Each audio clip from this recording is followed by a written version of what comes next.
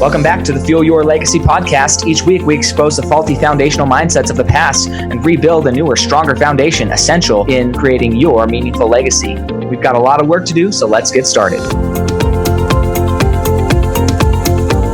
As much as you like this podcast, I'm certain that you're going to love the book that I just released on Amazon, Fuel Your Legacy, The 9 Pillars to Build a Meaningful Legacy.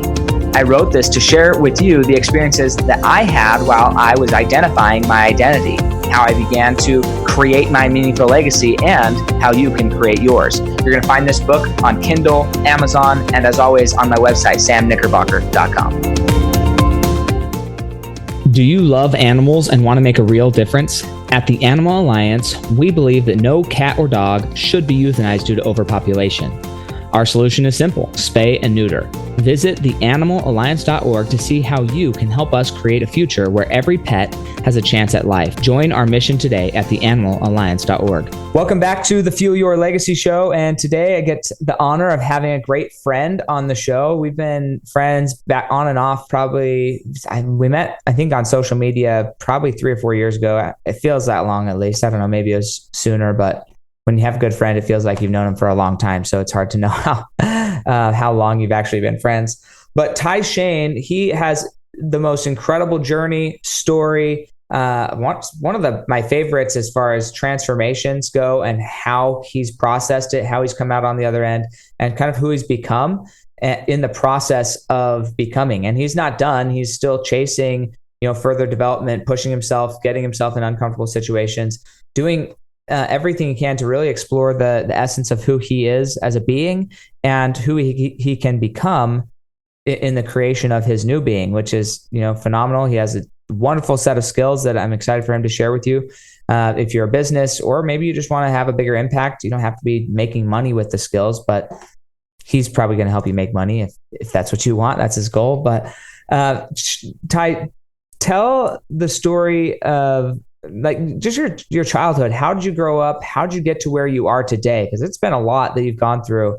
But yeah, don't hold anything back. Share it as real and raw as it happened. So let's just say, so if you don't know, ages 1 to 4 are the most, pivotal years in your neurological development. And so at 13 years old, when, most children or preteens are in school, my birth mom was pushing me out.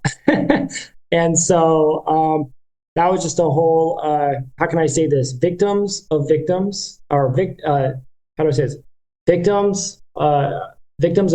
I was basically on the path of becoming a victim of a victim. There we go.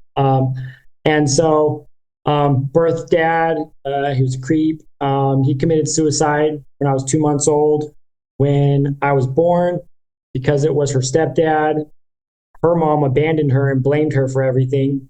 And so she just repeated the cycles that she knew based on the traumas that she had experienced. And so about a little after 4 years old, taken away by DCFS and put into foster care, and then adopted at 6.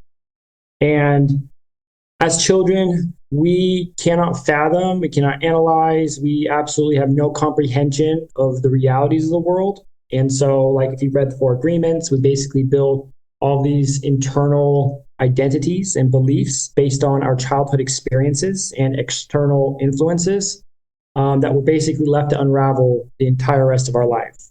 And so, how do I say this? Abandonment, being forsaken. For example, I have forsaken on my knuckles. That was a part of my identity. And so being adopted, definitely my parents had no idea what they were in for. And I'm grateful for the ignorance, but one of my future causes is to better prepare parents who want to adopt, especially with children that are older at around my age of 6, on what to expect, how to handle it, just based on my experiences with my parents and what they didn't know, and how some more information might have just made their life easier, might have been better for me as an adopted child, et cetera, et cetera.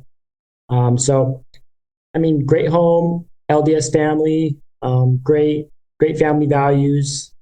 And so I started getting the drugs My grandpa died when I was 12, and it kind of started something in me clicked and triggered, and I started acting out at a rate that I never had before. And I got into drugs at about 15, very lightly, just drinking, smoking weed.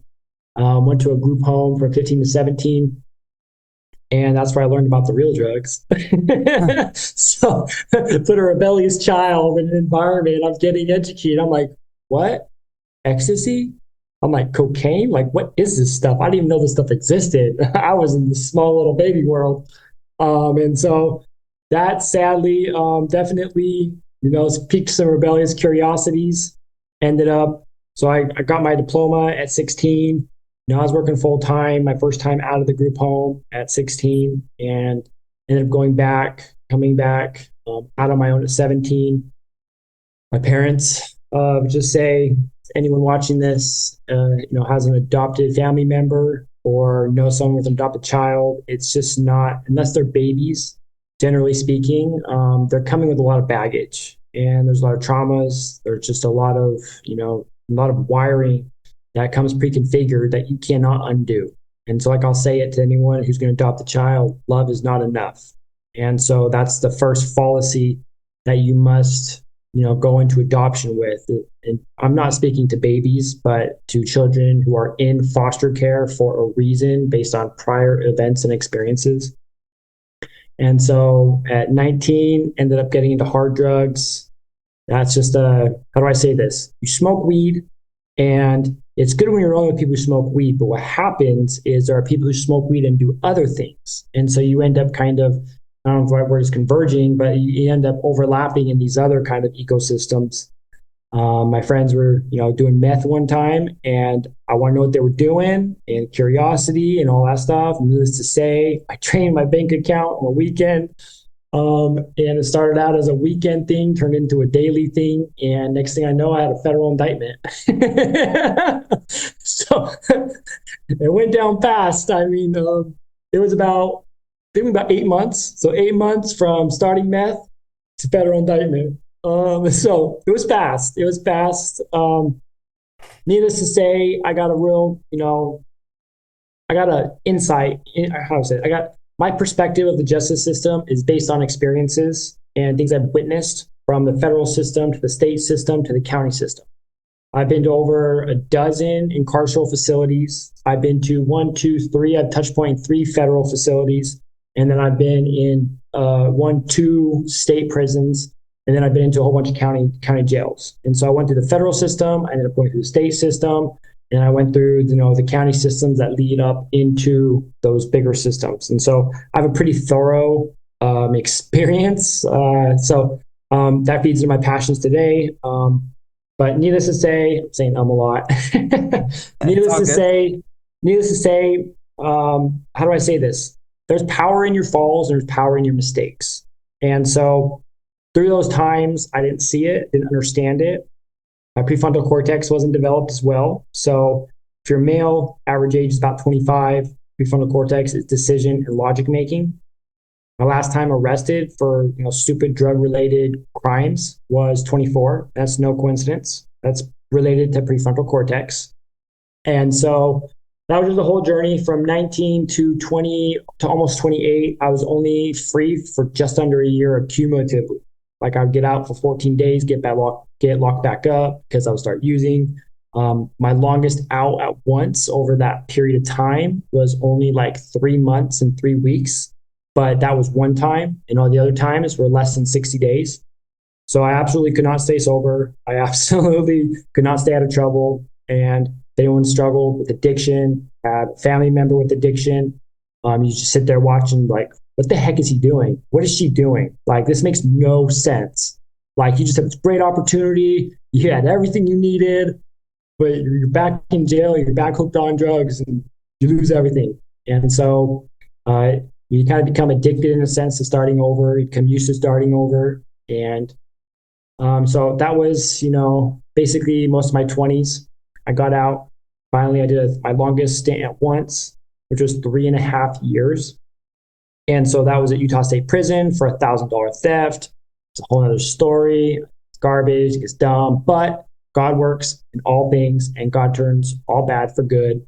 And so now I find gratitude in my experiences because the only reason I am who I am today is because of those. And so anybody who's listening or watching, your greatest transformation is probably premised in pain and bad decisions. And so we tend to listen, enough is enough. You're in a bad relationship. At some point, you have a breaking point, and you go off onto something else, and you make a decision that you couldn't make, the countless times before. And so, basically, after being out for about a year, I was relapsed back on drugs. At this point, IV drug user. So that became part of my drug addiction as well. So let's just say this, the slope is a lot slicker when you get to basically like the purest form of drug addiction. Like it doesn't get any worse than that. And so about to get my car repoed, I was like, oh crap, my car gets repoed. I'm hooked on drugs. My phone just got shut off. Like, this is not going to bode well for me. Like, there's only one direction I'm going to go unless I do something drastic. And so just like 6 months earlier, I had been reintroduced to my birth mom. And that was a nerve-wracking experience, but we got reconnected. She was across the country. And so I just one night, I up and left, filled up my car, literally had $13 to my name. And I just left Utah, went up to Park City, hit Wyoming, basically went a straight line to Kentucky. That's a whole story itself. That's where I built confidence in myself. And then afterwards, I saw God's hand in it, because it's just like in business. You start something, you're going somewhere, and you don't know how you're gonna get to the destination. You can't even necessarily see the destination, and you sure as hell probably don't have the resources to get to your destination, but you go anyways and you start. And so one of my favorite things is God knows our hearts and He directs our steps. And so that was kind of that's definitely embedded in that experience. So I'd go to Walmart's, download offline maps. I would do these little crowdsourcing audit apps. So I would take basically it was Monster Energy drink single-handedly got me across the country to meet my birth mom, because there was something going on between them and Walmart's. And so I just go and take pictures of all the inventory of Monster Energy drinks at Walmart's, and I get paid like $8 to $14 per Walmart. And that's what I used to hop across the country. So I just went Walmart to Walmart to Walmart to Walmart, sleep in parking lots, even ran out of gas on the way there. I had to wait for a payment to come through. So so that's kind of where the confidence in myself built. That's when my faith started to build afterwards. And so 7 days later, I made it over there, met my birth mom. Let's just say if I hadn't seen women in addiction and understood the traumas that women in addiction tend to have, I would not have been able to have so much empathy for her. And so I have compassion and empathy. And generally speaking, you can't have empathy without actually having some sort of intimate experience with, someone based on whatever it's around. And so, needless to say, it's funny because my last tattoo is blessed. It's like, how do I say this? God saved me. And so my entire perspective and this identity that I had built inside of me since a child literally got turned upside down. And I started to see, oh, wow, adoption's the best damn thing that could have ever happened to me. And it's nothing against my birth mom. It's nothing against anybody. She was a victim doing what she knew best to survive. She was abandoned. She was, introduced to drugs, during her abuse. And so she lost every child after me, so that's the road that she was going to be going down, and God knows that. And so it's funny because she'll talk about it and she'd be like, I just couldn't win. Like, I was doing this, I couldn't win. And I'm like, yeah, because God knew. And so it's nothing against you. It is what it is, and that's part of our trials. And so meeting her gave me closure. It kickstarted and boosted literally a whole new leaf. During this is kind of rewind. Day 5 of the 7 of driving, I was finally able to get my phone turned back on. And the first call I made was to the Ohio State University admissions. And so I just left to get sober. 5 days later, after coming off IV drug use, I'm calling the Ohio State University admissions to get into college. I had this is God, guys. This is God. I had absolutely I I never even considered that. But I kept seeing the Ohio State University everywhere. And so it's just like it just got embedded in my brain. And so the first call I made, or maybe the second call I made when my phone got turned on, was to admissions. And so I ended up getting Kentucky Sunday morning, and Monday morning I was off to the Ohio State admissions. And so even getting to college, I had to fight for it because felons are generally not allowed into a lot of institutions. It's becoming more acceptable now, and they're more like case by case versus just straight, not accepting you. And so I had to fight to get in. And when I started, I was in a homeless shelter. So yeah, we'll just say this. I had to fight to get in. Stuff with my birth mom didn't go good. And so the reason I'm diving into these details is because this all compounds. We are the accumulation of our experiences. And when we don't get something, we have to fight for it. There's a growth that happens in that. And it's showing God we want it. And so needless to say, I ended up, doing drugs with my birth mom. And so that came a slippery slope. So I left to get sober. Ended up relapsing with my birth mom, and I talked her into it. So that's all on me, nothing on her. And so falling out, the LDS church helped me move to Ohio since I had the stuff with OSU going on. Still waiting to get accepted and approved. It's during COVID. So communications were kind of, they just weren't very, very good. And so that was basically the whole next 6 months after that. And so that year of meeting my birth mom, fighting into college, relapsing, starting college while hooked on crack, while living in a homeless shelter, that is all the foundation of where I'm at today and what I'm doing, because it didn't come easy. I had to fight for it. And even though I was making decisions that were the same kind I was making before, I had a new element because I'm like, hey, college, 4 years. Even if I make mistakes, as long as I stay on this path, I have opportunity at the end of that 4 years. And so that drove me forward, and that gave me a new forward, a new, how do I say, a progressive forward vision, whatever the words be for that. So I just had never been able to look at my future like that. And so, even though half of my first semester I was smoking crack, living in a homeless shelter, I was on crutches, waiting to get knee surgery, literally couldn't walk, it was terrible. I would go to this church about half a mile from the homeless shelter, log in and do my classes online, take my tests, do all that stuff since it was during COVID. And so, after doing that for half a semester, ended up getting housing through, a resource for the community, and I haven't touched hard drugs since. And so, so God pulled me out. That's why I truly believe that showing up is half the battle. You show up, God will do things. And that's why taking action is important, because it's like a car, it has to be moving in order to be steered. If you're not moving, how can you be redirected? And so it's just the importance of taking action, taking massive action, et cetera, et cetera. And so, so that's what propelled me forward.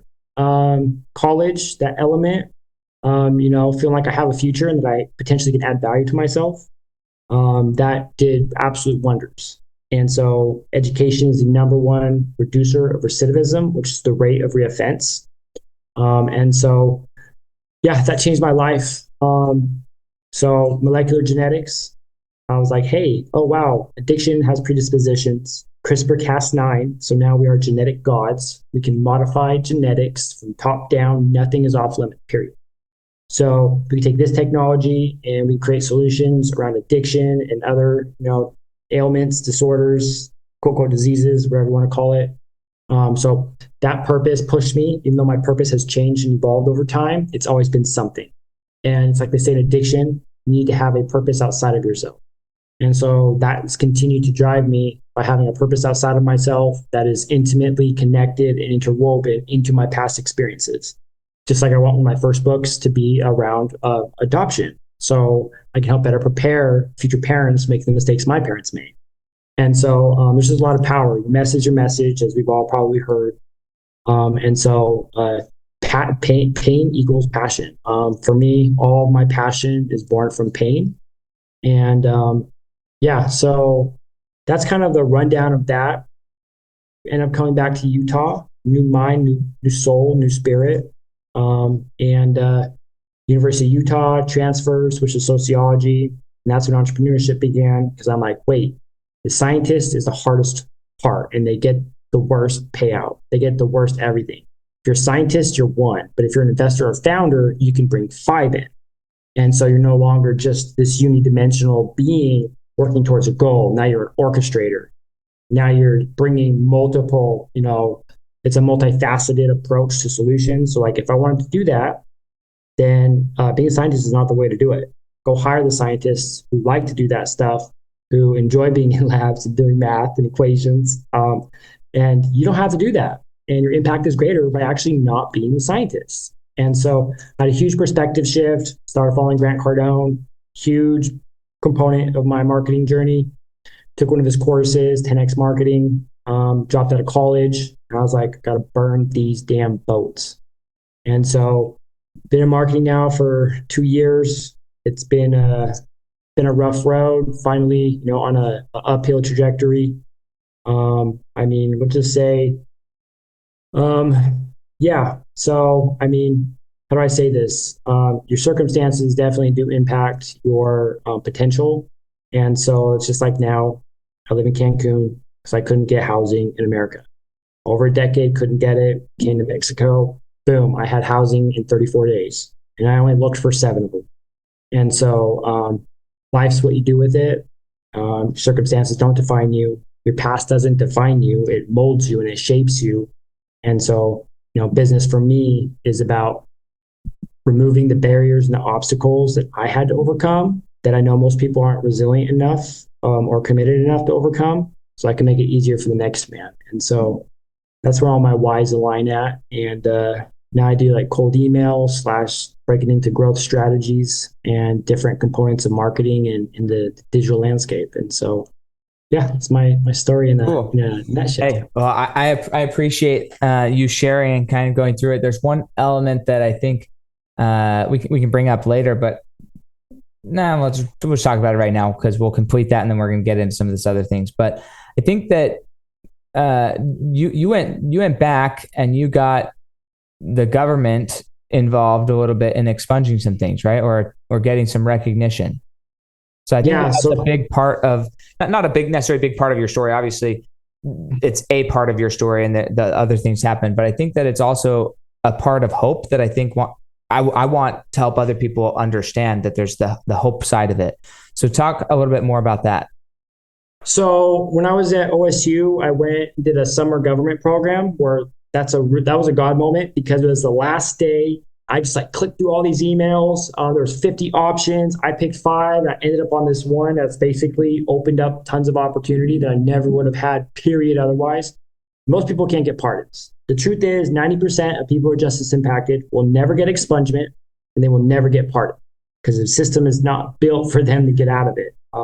It's just not how it works. And so ended up interning for Ronald Reagan Institute.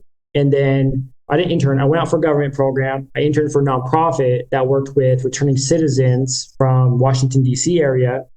And then I left that summer program after 3 months, interning for the Ronald Reagan Institute and Presidential Library. And so right now, I passed the 5 years. So if on my state level, Utah wanted to find any reason to disqualify me, I've now checked all the boxes so they can't be, how they usually do it and deny me.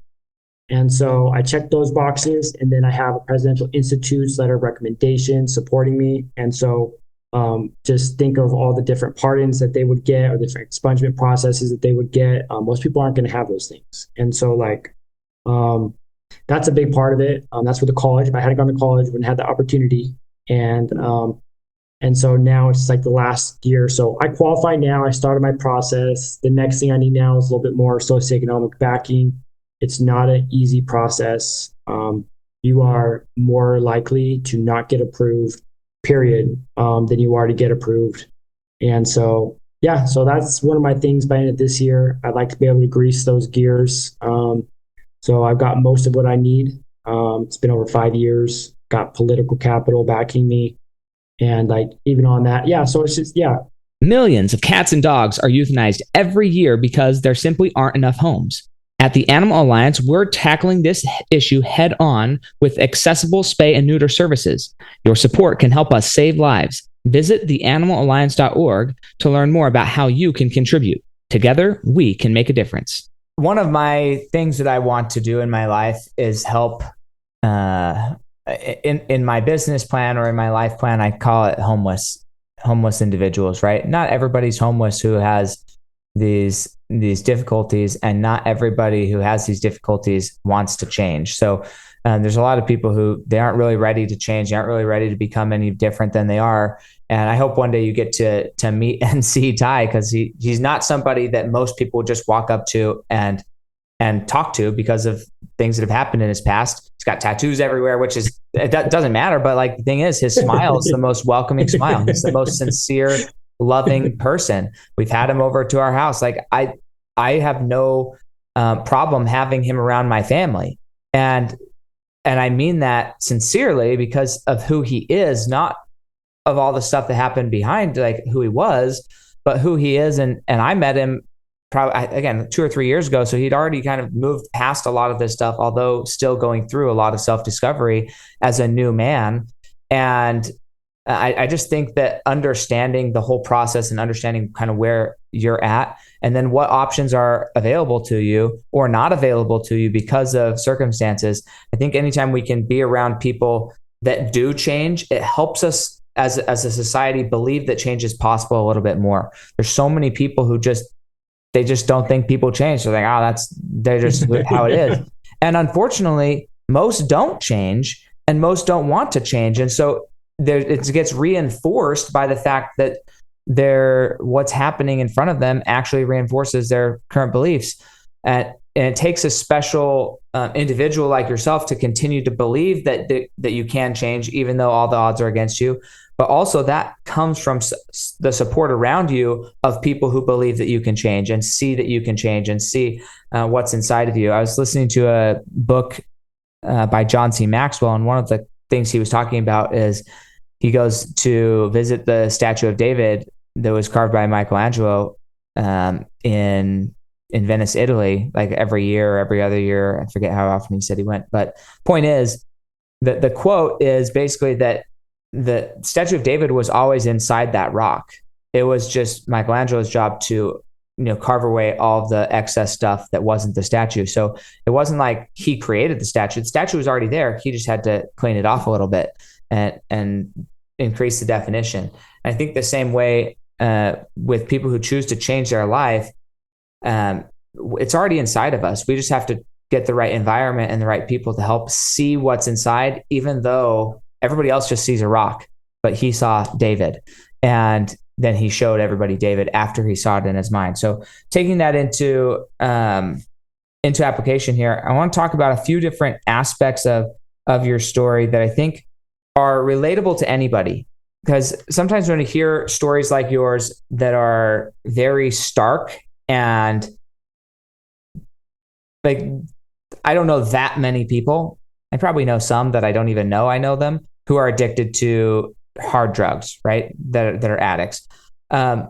However, I know a lot of people, myself included, who are addicted to my cell phone, who are addicted to, and I say this, I was listening to another podcast. They're like, look, if you can't touch your phone, or you got to carry your phone around with you just to be, there if something does happen, that's an addiction, man. You should probably break that. And I think that that's hard for me. Like I recognize that it's hard for me to not have my phone with me all the time. And so how does that disrupt my relationship with the people around me? How does that disrupt my relationship with myself? How does that disrupt my relationship with God? So I think that this is going to come out weird, but I think we should normalize addiction, not normalize and just say, okay, we're all addicted. Like it's okay. Not normalize the okayness of it, but normalize the stigma of it, so that like we aren't feeling guilt and shame around it, and releasing that guilt and shame allows for a lot of growth. So talk about that process of really deciding it was the last time.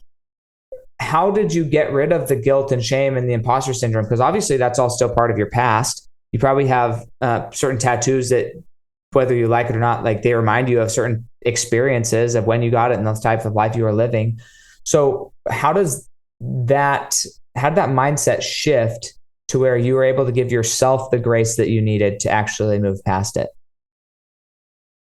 So like when I was sharing too, just like that experience. So it's no coincidence that I was forced to go through difficult choices with difficult options. Like I said, I turned $13 into almost 2,000 miles in 7 days. And then when I met my birth mom, I relapsed. And then when I got into college, I was in the homeless shelter and I was hooked on crack. And so, how do I say this? If it weren't for those difficult times that I had to find a way through, I wouldn't have necessarily, like, I can't say any otherwise because that's just how my story is. But I feel that I wouldn't have been able to create a new identity because they compounded on top of each other. So, like, even though I ended up relapsing in a different situation, I now had experiences that reinforce new identities of myself. So it's like, basically, it's like, don't tell yourself you're something, prove it to yourself that you are X, Y, or Z. And do that consistently, do that daily, and be conscientious of it and be intentional with it. And so at the time, I didn't understand why I was doing the things I was doing. And as I started getting into the educational world, like I said, like, it's just crazy how dumb I was. Like I had an intelligence level, but I didn't have much to accommodate the level of intelligence that existed inside of me. And so I had to go on a self-discovery. I had to learn why I do the things I do. I've read so many self-help books. I have dove into all sorts of different things relating to my experiences to understand. And so it's like right now, I give myself the most grace because I'm like, man, it is a miracle that I am where I'm at. Even though I'm not where I want to be, just being where I'm at is literally a single digit statistic. And that's going against incarceration, foster youth, addiction, all these different things are stacked against me. And so that's kind of where I give myself the most grace right now. But I'd say discovery of the causes and the different psychological aspects of, why I did the things I did. The most important key piece of, grace of myself and just understanding is when I studied sociology. So even though I dropped out, I can now tell you why like you said before, that, people doing the same things, they're not changing, keeps getting reinforced. Well, what's happening is basically the science of social behavior explains why they keep doing the things they're doing. And there are legislations and policies and systems that are literally built to manipulate and almost guarantee, based on the statistics, failure based on social science, aspects. And so, so I mean, it's just a mixture of all of that. But I mean, most importantly, it's like once you realize how manipulated you were into failing, and you realize that Uncle Sam, yes, Mr. Uncle Sam, has been meticulously intertwining traps and, human behavior based tripwires and all these different things in your path. Let's just say you get a little fired up. You're like, oh man, this was intentional. It's no coincidence that 77% of people return within 5 years and 44% within one. I can literally break it down, and it's all based around the science of social behavior, so sociology. And so they basically take Maslow's hierarchy of needs. They make legislations targeting each different level. They ostracize you. So it's like the 1, 2, 3, 4th level. So like they just do all these different things, and it's literally law. They use law to trap and oppress sick people. And over 50% of people incarcerated are there for addiction-related issues. But their environment would never cultivate change. If there's 5, you'll be the 6th. Doesn't matter what you give. You give one of them all the information they need, but all they're around is this completely contrastual 5. You're not going to be able to implement. They're not going to be able to implement it and integrate it. It's just statistically, you're not going to be able to do that. It happens, but it just gives me a whole new insight on like why I couldn't change, how my environments, how prison, even like halfway houses and all these different things, they're traps. They're traps. What do you feel is the incentive to keep people in the trap rather than allowing them out? And I'll answer that one first, and I'll ask the second question. Imagine a world where every pet is wanted and loved. The Animal Alliance is making this vision a reality by focusing on spay and neuter programs to control the pet population. You can be part of this life-saving mission. Visit theanimalalliance.org to find out how you can help. Every little bit makes a big difference. So it's money. The prison system is a business. Think about it like this. If there are privatized prisons, that means it's profitable. Why would someone go, invest money in a private prison if it wasn't profitable? So the fact that the prison system is privatized is a huge red flag that something is amiss. And so taxpayer dollars, think about this. The legal system it's evolved from slavery. So it went slavery, 13th Amendment, convict leasing, and that's where racial profiling started. And then once they abolished convict leasing, which is where they would lock you up and rent you out to businesses, so just a different evolved form of slavery, they went to the war on drugs. And so the war on drugs is when the system, more like an expansion plan, because it's like, hey, instead of monetizing a race, we can monetize basically a demographic. And we would call this demographic social undesirables. Because if you have money, you can get a felony removed. So once you do your time and you get out and you're a felon, now it's a socioeconomic filter. So anyone with money, just like I was walked up with Rod Blagojevich, governor of Illinois, who auctioned off Obama's senator seat, got a whole insight into how corrupt the political system is straight from the horse's mouth. Just like 6 months later after he got out, same federal prison I did, pardoned. And so anybody with connections and money can get their record removed. So it's about money. It's a system. There's a lot of businesses that profit, even just like transportation, take people to court. Like those are ran by businesses. Like there's so much money flowing through those, and it's taxpayer dollars. And so it's just the best way to look at it is it's an artery. And it's literally America is built on this artery because it's an evolved form of slavery. It's just evolved to match the times. So they're really good about it. And just to give you context, it's just like when they talk about like locking violent criminals up, you'll never hear a politician talk about the statistics that over 50% of violent crimes are alcohol related. So they're not worried about anything that is a root cause. But then you look at who's financially supporting their campaign and getting them into office. Big alcohol, big tobacco, big pharma. All these people are greasing. So lobbying is legal bribery.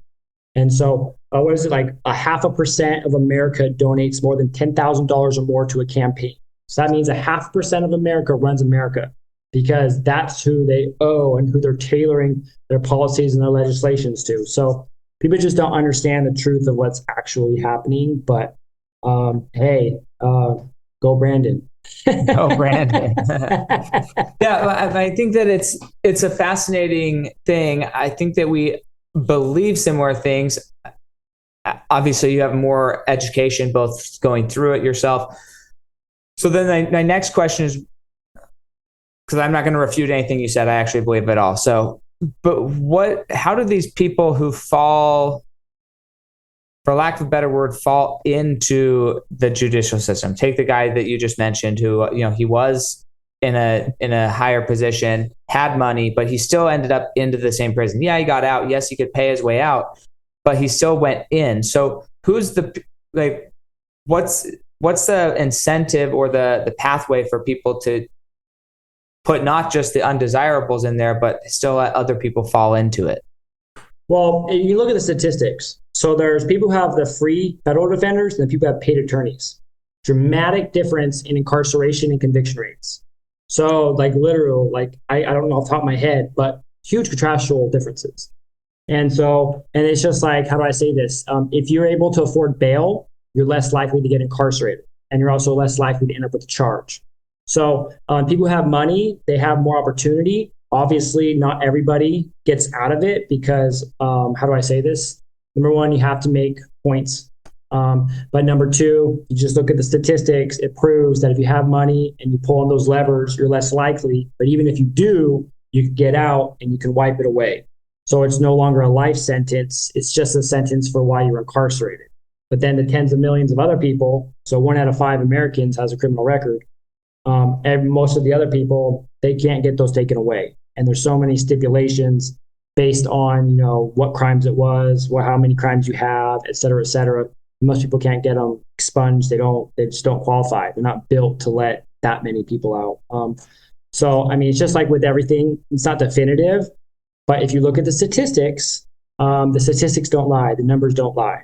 And so that's where the truth is. So just like in business, the numbers don't lie. Your feelings lie, your biases lie, but the numbers never lie. Yeah, it's such an interesting situation. I'm glad I've never been, other than to visit to see other people, but I've never actually been in there, and I'm grateful for that. Let's talk about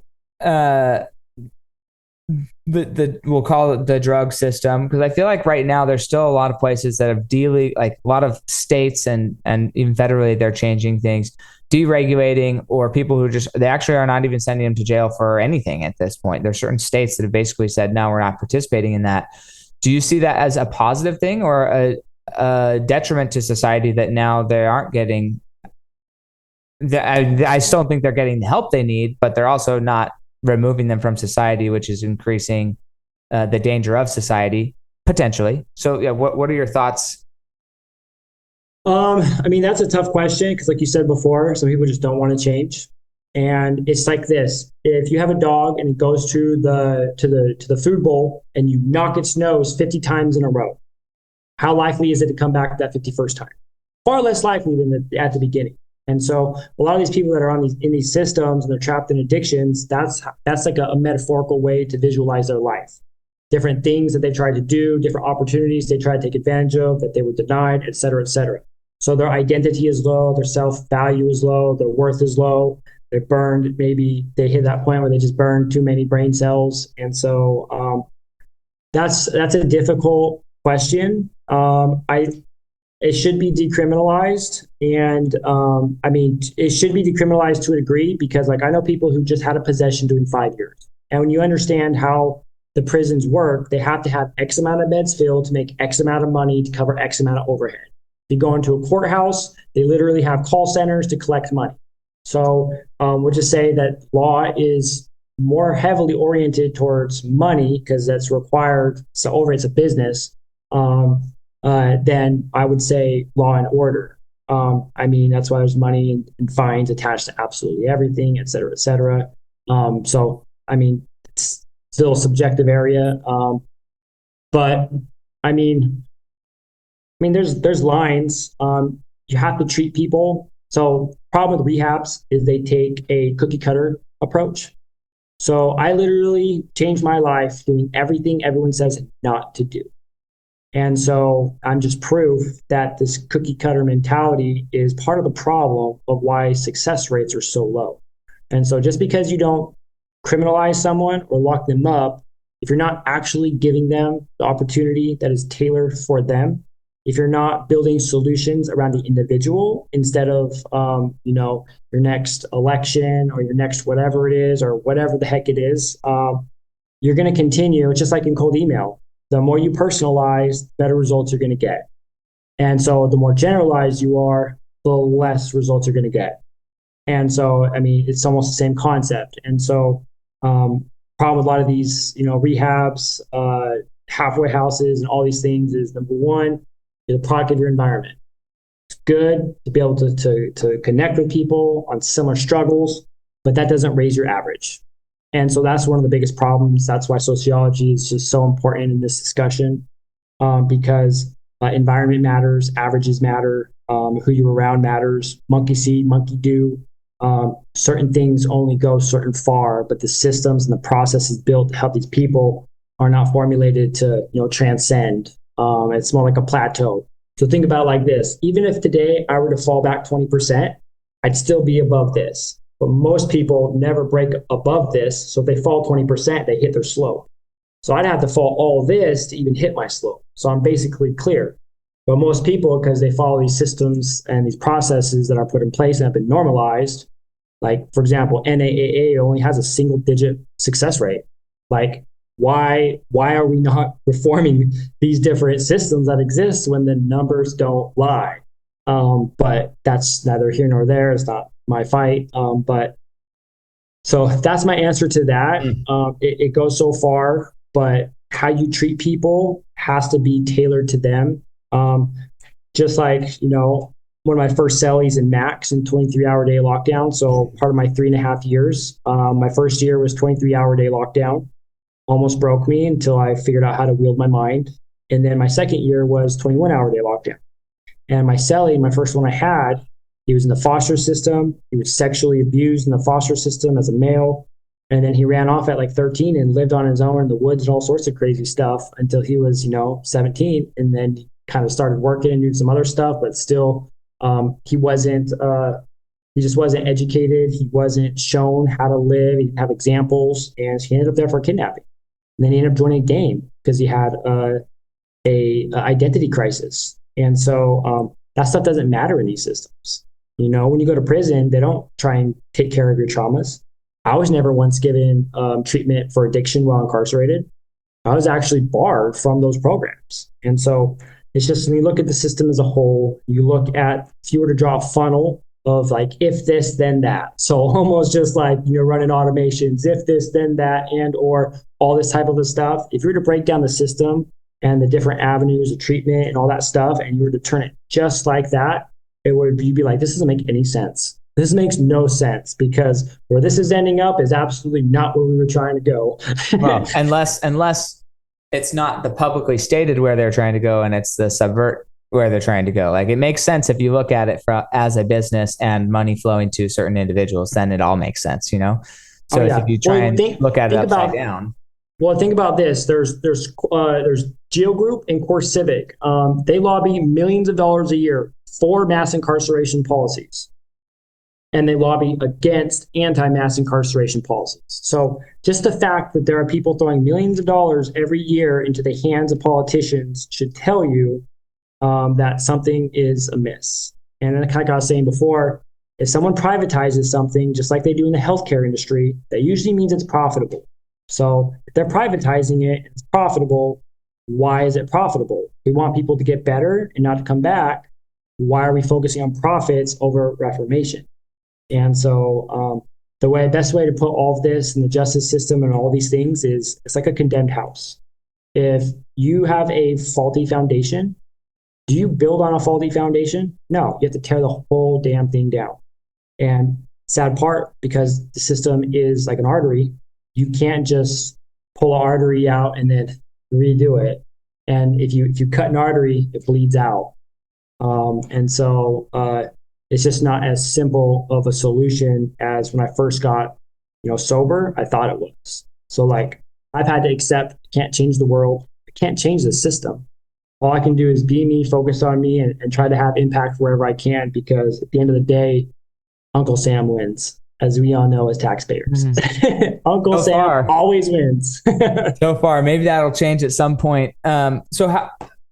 Let's transition a little bit. I still have so many questions, but we're not going to talk anymore about those, because I appreciate you, and I want to help you kind of share some other things. So there's two questions I have, and we'll end on these. First question is, if people have been following you on social media, you're kind of going through this realization, right? You've created over the last year an extremely good skill set, lots of knowledge, a great knowledge base, the ability to really impact people.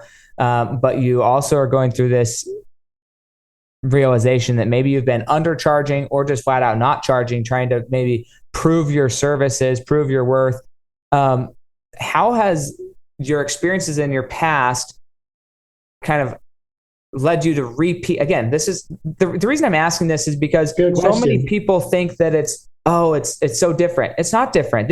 He went through the same cycle in his life, just with a different drug, for lack of a better word, right? A different thing. And it all comes down to, what's your identity? What do you believe you're worth? Like that's the conversation we're having right now. So talk about that, and what helped you realize, man, I'm going through the same cycle again. Like, what was that come to Jesus moment?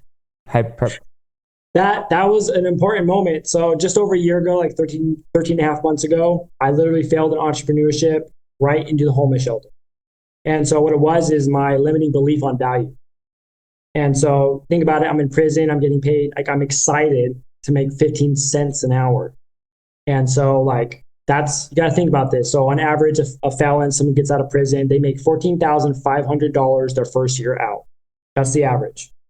And so I had all these limiting beliefs about my value. You have to think of just kind of like when you feel stomped on, when you're just all these different things accumulate into how you view yourself. It's like, hey, if I can't do this, this, this, and this, how could I be worth this? And so once I failed into there, I consider a mentor took me in, and I helped him with his, co-working space and some other stuff. There was a pivotal moment. I was doing some copywriting stuff for still a very dear friend. She's absolutely amazing and awesome. She had to harass me just to send her an $850 invoice. Like now I'm sending out like 6,500. Like I'll charge anyone anything now if I see the value. If I think I can get it, I'll charge it now.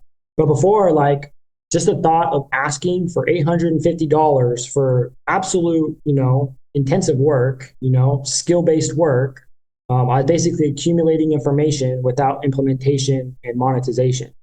And it's because to me, it just didn't make sense. And so I had to break through that. I had to literally lose everything and start over yet again to finally realize, oh crap, like there's something wrong here. And so God works through people. If she hadn't hired me for that specific job, she literally harassed me to send her that invoice. That was a point where I was like, oh wow, like I can charge, I can do this. And so let's just say I can see why a lot of people struggle with breaking through is because we don't see these inner dark webs of limiting beliefs that have been embedded into them. Like just for context, when I was in Supermax, just going back to Max in prison, they leashed me up. Anytime I'd come out once every 72 hours for 45 minutes. And they have a lot of their population in this kind of environment. And they would leash me just to go to the shower and just for my 45 minutes out. And so you just have to think of the compilation of these kinds of experiences and traumas and how they, how do I say it? They overlap with identity. And so even though I was out of the drug world, I was still wired based on my previous experiences. And so entrepreneurship has literally just unlocked, first education, then entrepreneurship. And it's like, once you get sober, you're like, oh, wow, like I just did this. And it's like, okay, if you want to take that to the next level, jump into entrepreneurship because then you really learn a lot about yourself. And so, I love that question. I love that question because that was my biggest barrier. That was my biggest barrier for a year. I didn't make diddly squat. And so as soon as that got unlocked, 2024, I made more money than entire 2023 combined in just 90 days. And so it's just been obviously have more skill sets and more value to add. But that limiting belief was destroyed, through community. And so God and community is kind of my mantra and my motto because God works through people and people open doors for people.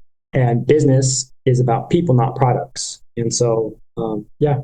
Yeah, no, I love that. And I just think that we're all struggling in some way with some type of limiting belief, and it's holding us back based on our prior programming. And unless we're willing to really identify that, understand it, not shame it, not guilt it, not anger it out of ourselves, motivation will work a little bit. You can beat yourself up to do something for a little bit, but long-term, beating yourself up is a death trap, I believe. And if you really want to move past something, you need to love, understand, have compassion for those elements of who you are. And so it's something I've seen over the years that as you've gone through your journey, you've been very good at doing and holding space, not just for yourself, but for other people who maybe you feel have done you wrong, but also still understanding, hey, is this the right solution? Just throw them into the deep end there. So this is the final, we're going to end on this, but if somebody what is it that you do to help people? And then if somebody wanted to work with you or wanted to learn more about how they could benefit from your services, where would they go to get in touch with you? So cold email marketing, AI, hyper-personalization, and hyper-targeting has been my bread and butter as of late. And so that's just mass cold outreach. And so basically how do I say this? I have a very particular ICP in who I'll do done for you with, but I have a much broader done with you / do it yourself coaching consulting kind of a model. And so for done for you, revenue minimum 7 million. From now on, marketing agencies or agency models are done for you models only. And you have to have a 5-figure or higher ticket in order for me to do done for you. And then when it comes to teaching the processes, the tech stacks, the systems, the strategies, that's basically, how do I say it? It's applicable to most businesses if you want to do cold outreach. At the same time, it's like how do I say this? When I wasn't charging people, I was learning. And so that whole year, over the past 2 years, I basically become a growth strategist, whether it's something I did, whether it's things that are associated, things that I was doing with other people, whatever it is. So it's kind of a grayer area in a sense, but kind of, how do I say this? I'm hitting more of a broader approach to lead generation and growth alongside of, cold outreach, because cold outreach, it's never going to die, but it is evolving. And so that's what I do. We get pretty complex with it. And so to find me, Facebook, Ty Shane, LinkedIn, Ty Shane. I have 2 emojis in my name. And or shoot me a text, 801-232-9699 for anybody watching this. Yeah. And he's even if it's because you have a loved one who's struggling from addiction, that's something that I in another life, if it was profitable, and maybe it'll be like a philanthropic thing, I can take anybody. I haven't tested it, but I understand transformation. I understand how to tailor and how do I say this? Ignite a fire in someone based on, passions and things they're interested in. And how do you navigate a path that whoever does overcome these obstacles and barriers, they generally have a more personally tailored strategy around it. The ones that make it, there's some patterns, and it's not a cookie cutter approach. So in another life, I wish I could just do that all day. Hey, well, it's a process. I think in a lot of our lives, we have multiple lives, we have multiple legacies, and I think a big first step is getting the financial resources to have the FU money. To reality, you need to get there. And some people shame it, the system's made for people with money. They shame that as if it's a bad thing. And I'm not saying it's a good thing, but if you know that, then the only person who's hurting you is yourself for not getting money. If you know the only thing that can hurt you is not having money, and the only thing that can save you is having money, why would you spend any time not getting enormously wealthy? Because then that's where the freedom is. And it's not because you want to be money. It's not because you want to have money. It's not because you want to be rich. It's not about being rich. It's about having freedom. And if the current system that we operate in is financial, then we need to operate financially. That's a very simple solution. Go do something that's going to be profitable and going to benefit the world, not just something that's going to be profitable. There's lots of things that are profitable that are not good for society. And so, doing something that is profitable and makes sense and can contribute, there's nothing wrong with making money. There's nothing wrong with being profitable. So anyways, I could go on. We could talk for more hours. In fact, if I would be okay if you scheduled another time to get on the podcast, Ty, because I do have a lot more questions than I got to even ask. But go follow him on social media. He's always posting very helpful content, but also just questions. He posts a lot more than most, which is good. But questions about helping you kind of think about your life, think about what are you doing, why are you doing what you're doing, what other options are out there.